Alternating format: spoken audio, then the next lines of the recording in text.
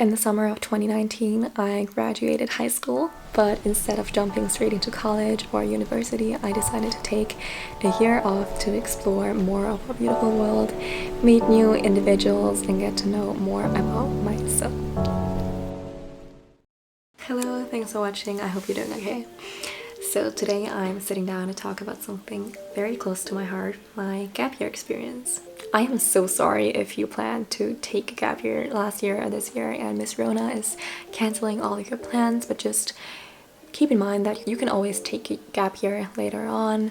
I've noticed that this topic is still quite controversial in some countries, that gap years are a waste of time, that you could be in college already, that taking a gap year and traveling is not gonna make you want to go to college anymore and stuff like that. But honestly, if you use your gap year wisely, I think it can teach you so much more about life than you'd ever learn in school or in college. And I know it sounds corny, but it's true, okay? Please keep in mind that in this video I'm going to focus on my specific personal experience, because if I was gonna go over everything you could potentially do in your gap year, I'd be sitting here for the whole day. So I'm gonna go over the good, the food, the bad, and the ugly experiences I encountered on my gap year. Even though I'll say that right away that it was mostly good, except for the time I got into a car crash in a taxi, or that time I left the hair salon crying because of language barriers. Mostly good. I spent my gap year in Taipei, Taiwan, where I studied Chinese at a language school. And in this video I'm gonna go over how and when I chose where to go, how I managed my finances, also the scholarship that I had, plus the value I found in it, if and what I would do differently the next time, and then some advice in the end. So let's start.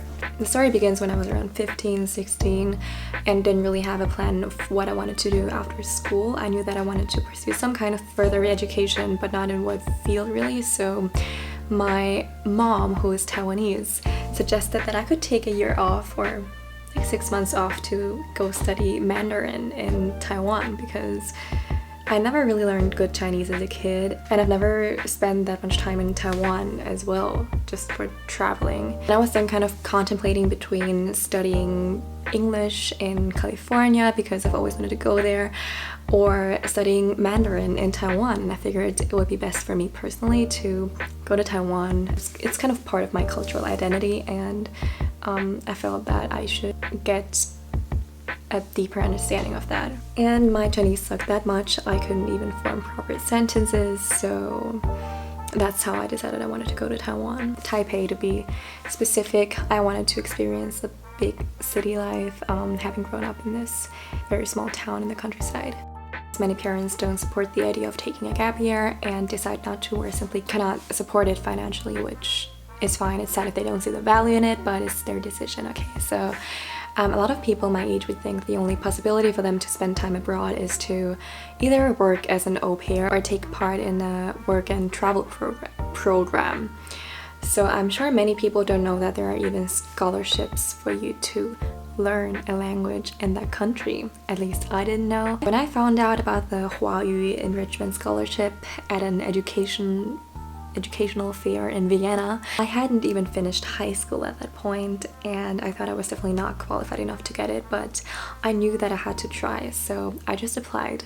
And of course you have to prepare some documents. I even had to get 2 recommendation letters. I had a Skype interview, but the requirements are different from scholarship to scholarship. Obviously, just do your research. I applied for the Huayu Enrichment scholarship, like I said, which is financed by the Taiwanese government for foreigners to learn Chinese in Taiwan. So I do recommend having some kind of cushion in your bank account, because it's definitely not a nice feeling being broke in a different continent. Shortly after I graduated from high school, I got the information that I was chosen for a 6-month scholarship, which I was so happy about. I originally applied for a year, but because I had so many applicants that year, they decided to kind of spread the money and give people like shorter scholarships, and I was still so grateful for that, and I think that's a really great idea from them. I then had to choose a Mandarin training center where I wanted to study it and book a flight. So I went with a program that was offered at the Mandarin training center of a university that was 3 hours of Chinese classes each day from Monday to Friday. The 3-month program each time, so in total, I was in 4 different classes. I had 4 different teachers. I decided to go to Taipei because I thought it was the most international and had the best educational offer, so I would do that again, to be honest. Oh, and by the way, for you to keep receiving the scholarship money, you actually have to have good grades. In my case, that was having over 80% for your tests and exams, homework, whatever, each month, which isn't that hard if you're somewhat consistent and don't completely mess up at exams. So I originally planned to stay for 9 or 10 months. It ended up being almost a year because of, you know why.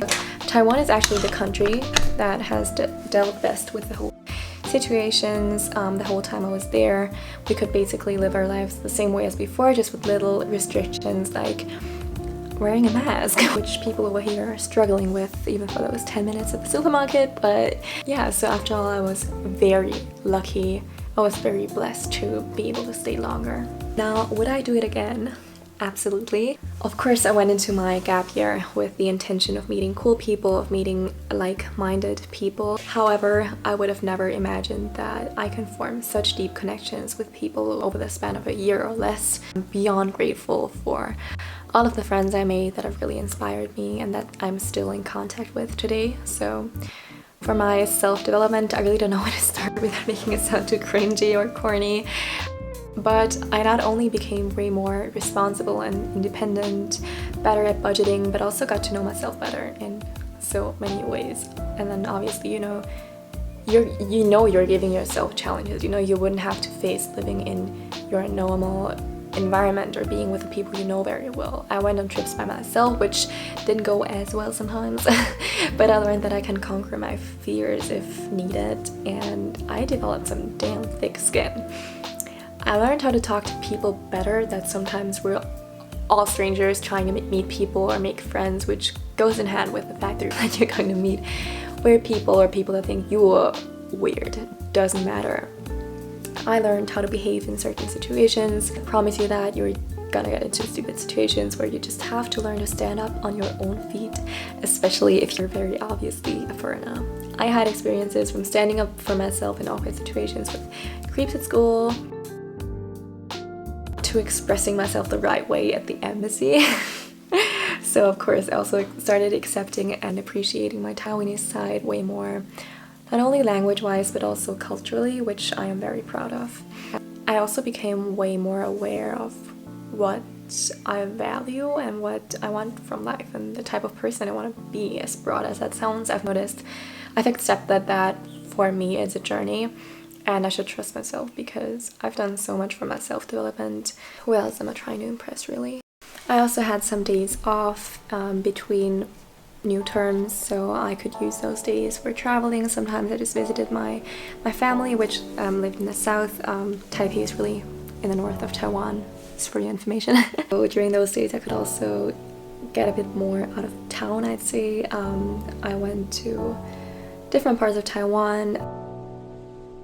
I went to Japan with my mom before I started my classes in Taipei. I went to the Philippines with 2 of my friends that visited in January, right before all of the stuff happened. So I was very lucky that I was still able to kind of see a bit more of Asia. I would have gone to more places if the whole situation would have been more safe, but I stayed mostly in Taiwan the second half. Now, would I do anything differently? So I think a lot of people that know me or think they know me actually thought I was staying with family, which I didn't. I don't have any family in Taipei, actually. They live hours away from Taipei, which, yeah, Taiwan's that big. However, my mom had a friend who lived in Taipei who kind of helped me find a place to stay. So I was basically staying at that friend's sister's little studio apartment they had above their apartment. Still had to pay rent though. Now, if I were to go to Taipei again, I would definitely look for an accommodation with flatmates, But at that time I was just being a bit of a little bitch, and I didn't want to stay with strangers basically. It's not that I don't like staying alone, it's just that I think it would have been more fun with flatmates, and also I think I would have got to know more locals that way, because most of my friends happen to be foreigners as well because I met them at school. Plus I didn't have a proper kitchen where we're staying, so I definitely would look for a place with a kitchen next time. Even though eating out in Taipei is super cheap, it can be a bit greasy and oily sometimes, and it just sucks not having your own proper kitchen. And in the end, I would like to give some advice to people who are thinking about taking a gap year but really don't know where to start, or if it's even the right thing for them. Now, I have friends that were very spontaneous about it, that said that if they would have planned everything out, they're sure they would have kind of backed off like last minute because they would have started overthinking. In my case, however, I like to plan certain things out, especially if it contains moving to a different continent at 18. I was very sure about my decision and envisioned what I want for my gap year. And honestly, you could just take a year off to do whatever you want, work at a bunch of different places, and you would probably still benefit from that. But like I said, that just wasn't my take on it, and especially if there's some problems with your parents, I think if you actually have a plan and know what you want out of your time wherever you decide to go, and prove that you're a responsible young adult beforehand, it's gonna be much easier for them to agree with your decisions and support you. I hope no one got this the wrong way, but that's just my opinion. And also, I'm sure it's much easier for your parents if you go to a somewhat safe place. I don't know if you know, but Taipei is actually a very safe place to live. Very low crime rates, and I just love how friendly and open-hearted locals are towards foreigners, especially if you speak the language. I just love Taiwan. If you've made it this far, thank you so much for watching. I hope I could provide some kind of value with this video, because I watched a lot of these before I left for my gap year. So take care and bye.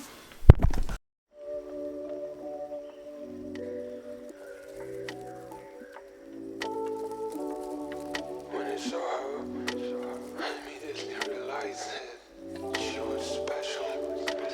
I realized that I want to look in her eyes all my life, every day, every morning.